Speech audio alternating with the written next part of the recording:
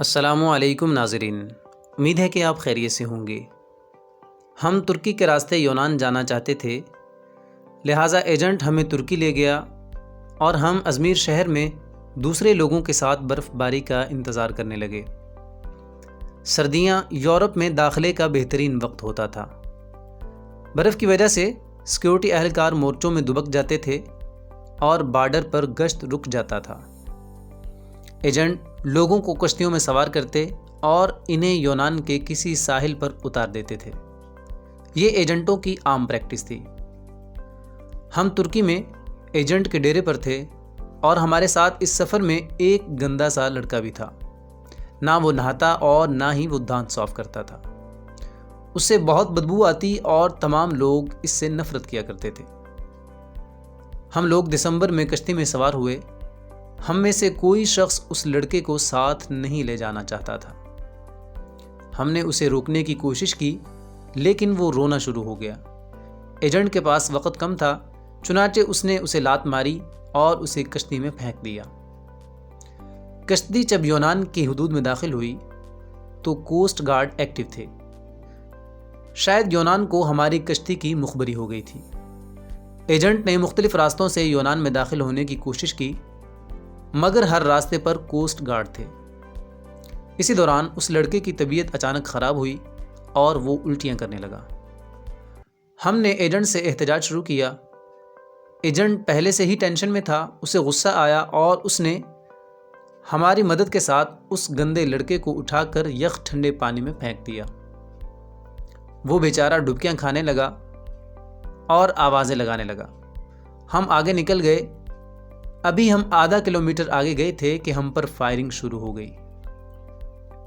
Agent نے کشتی موڑنے کی کوشش کی تو کشتی اپنا توازن برقرار نہ رکھ سکی اور وہ پانی میں الٹ گئی۔ ہم سب پانی میں ڈبکیاں کھانے لگے۔ میں نے خود کو سردی، پانی اور خوف کے حوالے کر دیا۔ جب میری آنکھ کھلی تو میں ہسپتال میں تھا۔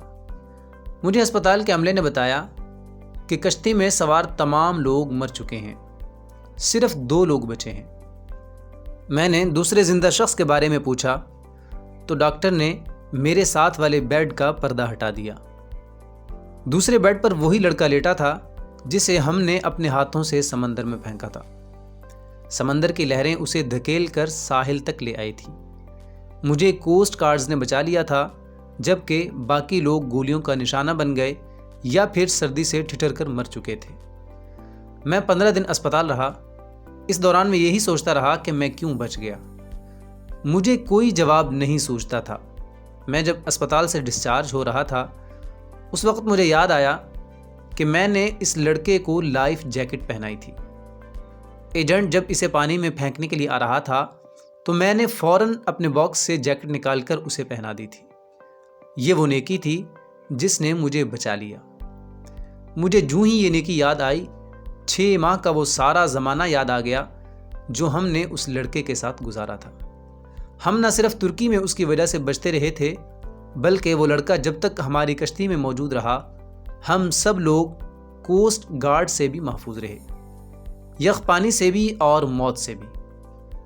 ہم نے جوں ہی اسے کشتی میں دھکا دیا، موت نے ہم پر اٹیک کر دیا۔ میں نے پولیس سے درخواست کی کہ میں اپنے ساتھی سے ملنا چاہتا ہوں۔ پولیس اہلکاروں نے بتایا کہ وہ پولیس وین میں تمہارا انتظار کر رہا ہے۔ میں گاڑی میں سوار ہوا اور جاتے ہی اسے گلے لگا لیا۔ مجھے اس وقت اس کے جسم سے کسی قسم کی بو نہیں آ رہی تھی۔ تب مجھے معلوم ہوا کہ میرے ساتھیوں کو دراصل اس کے جسم سے اپنی موت کی بدبو آتی تھی۔ یہ ان لوگوں کی موت تھی جو انہیں اس سے الگ کرنا چاہتی تھی، اور وہ جوں ہی الگ ہوئے سب موت کی آغوش میں چلے گئے۔ امید ہے کہ آج کی ویڈیو آپ کو اچھی لگی ہوگی، اور اگر ایسا ہی ہے تو ویڈیو کو لائک کیجیے گا اور ایسی ویڈیوز کے لیے ہمارے چینل کو ضرور سبسکرائب کر لیجیے۔ نیکسٹ ویڈیو تک کے لیے ہمیں دیجیے اجازت۔ اللہ نگہبان۔